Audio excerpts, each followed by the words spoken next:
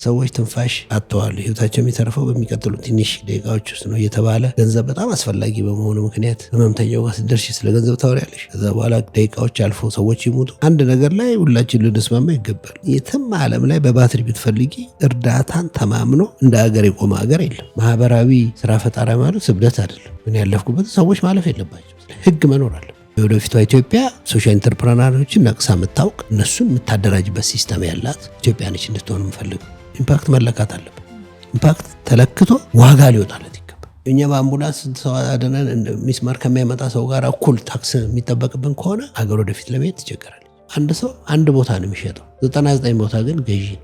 99 ቦታ የምትገዢ ከሆነ አንቺን የምትሸጪውን ነገር በኃላፊነት መሸጥ አለብሽ። ሊፈታው ላሰበ ችግር ሪስክ ወስዷል። እውነተኛ ኢንተርፕረነር ነው ወይ? ሪስክ ደግሞ እንደምታውቂው ሰዎች ሪስክ ወሰዱ ሲባል ከአውሮፕላን ላይ ያለ ፓራሹት ወረዱ ማለት አለ። እሱ ሳይድ ሪስክ ማለት ካልኩሌት ይደረግ። እኔ ዛሬ 15 ዓመት ቤት ሸጥ ሂሳብ ሰርቼ ቶታሊ ቢከስር ምንድን ነው የሚሆነው?